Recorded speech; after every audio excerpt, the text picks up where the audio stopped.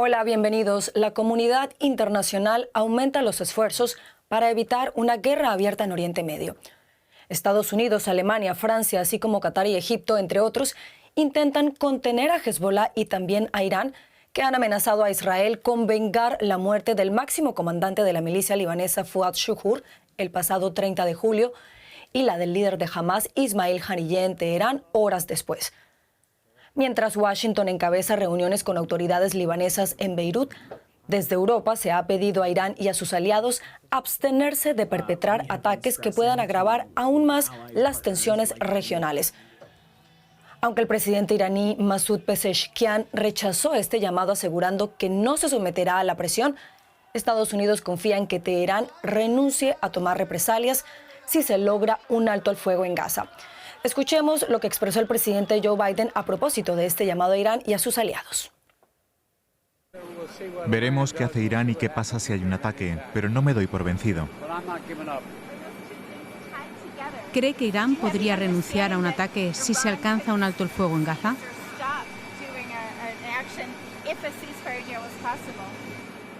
Eso es lo que espero, pero ya veremos. Gracias. ¿Pero realmente estarán dispuestos Irán y Hezbollah a renunciar a las represalias contra Israel? Lo analizamos hoy con el periodista y especialista en Oriente Medio, Joan Cabasés, a quien saludamos a esta hora en Beirut. Joan, buenas tardes para ti. Allí, en la capital libanesa, donde tú te encuentras, se están llevando a cabo reuniones para tratar de evitar una mayor escalada entre Israel y Hezbollah en un momento en el que ya el nivel de tensión entre ambas partes es bastante alto desde hace meses. ¿Qué posibilidades de éxito crees tú tienen estas negociaciones? Hola, ¿qué tal? Bueno, hay una gran incertidumbre alrededor de la suerte que puedan tener o fortuna que puedan tener estos nuevos intentos para alcanzar un alto el fuego, pero hay que decir que sí que hay un repunte de esperanza. Son horas clave en la región para ver si se alcanza un alto el fuego. Mañana se reinician las negociaciones en Qatar para ver si se logra un alto el fuego en el conflicto en Gaza, pero un conflicto, no olvidemos, que se va extendiendo por toda la región y vemos cómo cada uno de los actores principales en este conflicto va moviendo ficha. A esta hora tenemos en Beirut a Amos Hochstein, que es el enviado especial de la Casa Blanca para tratar de mediar con autoridades libanesas en un intento por contener esa amenazante respuesta que tanto Hezbollah como Irán han prometido lanzar contra Israel. Hay que decir que es la quinta visita de Hochstein en Líbano desde octubre y que hoy se ha dado la más larga de las reuniones entre Hochstein y los negociadores libaneses, algo que parece demostrar la buena intención, los esfuerzos por cada una de las partes en este conflicto. Hay que decir, sin embargo, que Hezbollah no está presente en este encuentro con Amos Hochstein. Sí lo está, en cambio, Nabi Berri, que es el presidente del Parlamento libanés, aliado de Hezbollah en Líbano. Y hay que decir también, como último apunte, si me permitís, que muchos en Líbano ven a Hochstein como, bueno, más como un mensajero de los mensajes de Israel y de Estados Unidos, que no como un mediador. Muchos en Líbano no entienden cómo Estados Unidos supuestamente está haciendo un papel de árbitro, pero al mismo tiempo hemos visto en las últimas horas cómo Estados Unidos ha anunciado un envío de armas por valor de 20.000 millones de dólares al Estado israelí.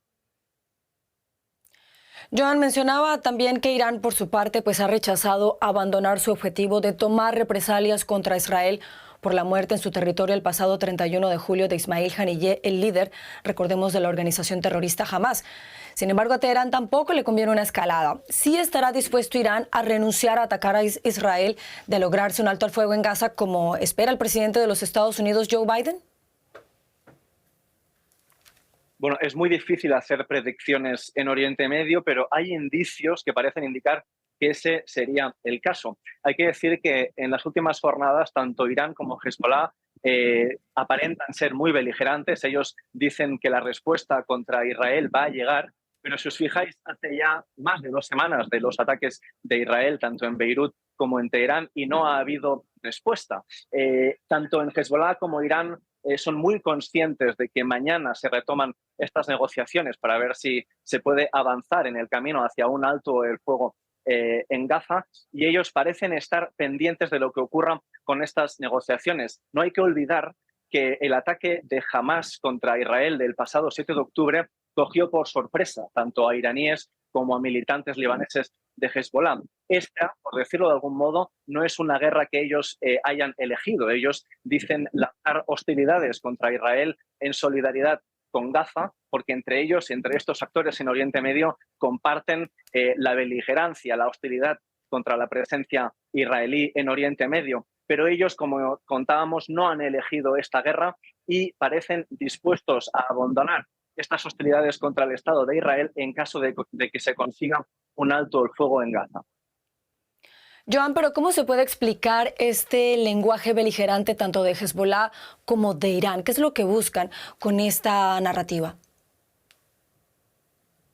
Bueno, muy probablemente a contentar a sus audiencias locales, tanto Hezbollah en Líbano como el régimen de los ayatolás en Teherán. Hay que tener en cuenta que estas poblaciones han tenido conflictos anteriores contra el Estado de Israel y no hay que desmentirlo. Aquí hay gente que tiene ganas de lanzar una venganza contra Israel. En Beirut, estos días, por ejemplo, estuvimos presentes también con vosotros en el funeral de Shuhur, el más alto comandante de Hezbollah, muerto en un bombardeo israelí en Beirut hace 2 semanas. En ese funeral hubo cantidad de gritos y de cánticos que la gente hacía en contra de Israel con ánimo de venganza.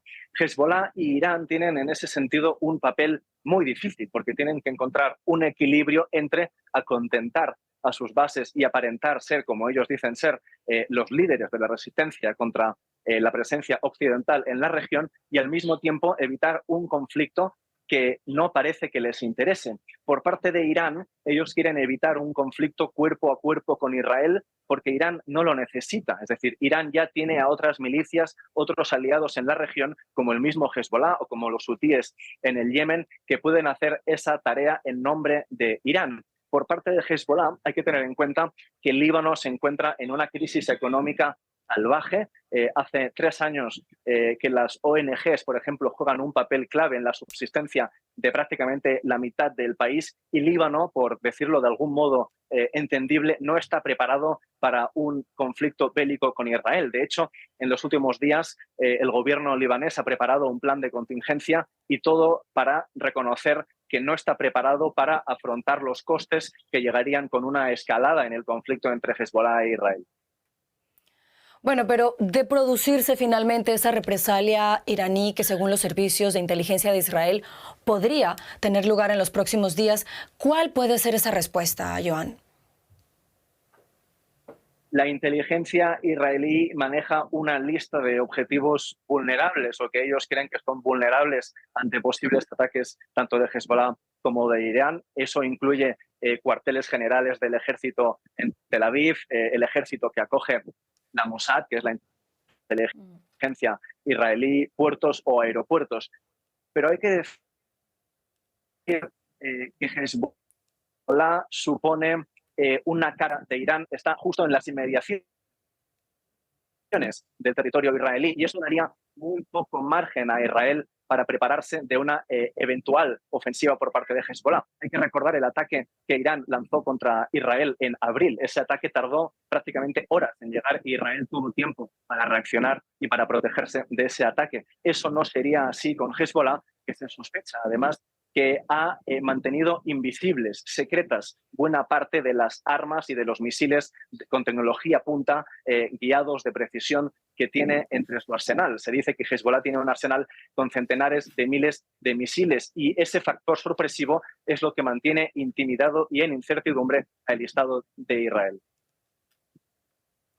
Joan, otro punto importante que me gustaría conversar contigo tiene que ver con el ciudadano de a pie, porque hablamos de los esfuerzos políticos, diplomáticos, también de las posibilidades militares que tienen de un lado o del otro. Pero, ¿qué pasa con el ciudadano de a pie en medio de todas estas tensiones en la región que se han agudizado desde el pasado 7 de octubre? ¿Cómo es la vida de los civiles a cada lado de la frontera? Claro, hay que tener en cuenta que son millones de civiles en la región de Oriente Medio que están pendientes de estas negociaciones por un alto el fuego, no solo, por supuesto, los más de 2 millones que están atrapados en la Franja de Gaza bajo un gran bombardeo continuado, sino también centenares de miles de civiles a cada lado de la frontera entre el Estado de Israel y el Estado de Líbano. Por encima de esta frontera se mantienen hostilidades diarias, misiles y cohetes que se lanzan de lado a lado de la frontera desde octubre, ya van 10 meses, y eso ha provocado un desplazamiento masivo en ambos lados de la frontera. En total, unos 160.000 personas han huido de este suelo fronterizo, 60.000 por parte de Israel y unos 100.000 por parte de Líbano. Hay que tener en cuenta, como comentábamos, que el Líbano no tiene capacidad para costear, para apoyar a las familias que se van de sus casas, que interrumpen sus vidas y que buscan refugio en puntos más al norte del país, como por ejemplo aquí donde nos encontramos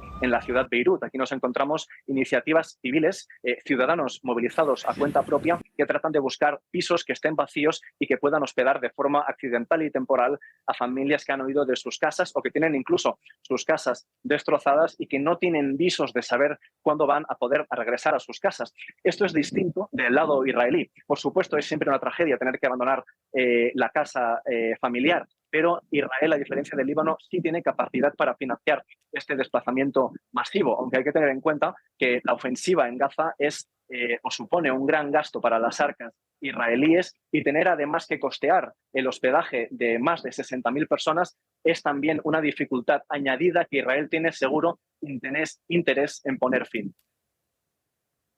Seguro que sí, Joan, pero otro aspecto importante en este momento y del que a veces no se habla lo suficiente es el día después. ¿Qué va a pasar con Gaza cuando Israel decida poner fin a su ofensiva allí? ¿También se habla de esto en las negociaciones que se están llevando a cabo en este momento?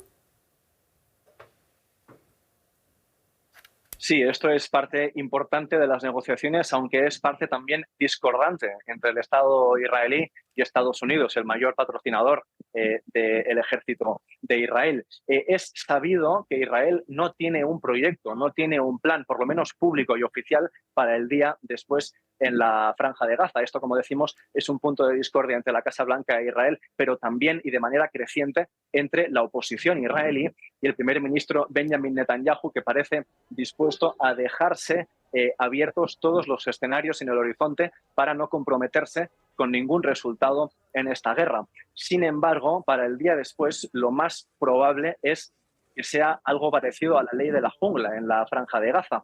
Netanyahu y varios líderes israelíes han dicho de manera repetida que no tienen ningún interés en dar ningún poder ni a la autoridad palestina ni tampoco a Hamás, y ellos, o por lo menos varios líderes israelíes, se han significado en los últimos meses en un interés por dar poder, por lo menos en tareas civiles, a los grandes clanes palestinos, a las grandes familias palestinas dentro de la Franja de Gaza, que tienen un papel importante en el tejido social. La idea, al parecer, de parte de los líderes israelíes es que estas familias se encarguen de las tareas administrativas de la Franja de Gaza, mientras el ejército israelí se reserva el derecho de estar presente dentro de la Franja de Gaza para lanzar redadas en los municipios y también para practicar detenciones, algo parecido a la realidad actual en la Cisjordania ocupada. Sin embargo, por ahora ese camino no ha avanzado, al parecer, porque estas tribus palestinas, estas familias palestinas, no quieren ser vistas por parte de sus vecinos como colaboradoras del Estado israelí, algo que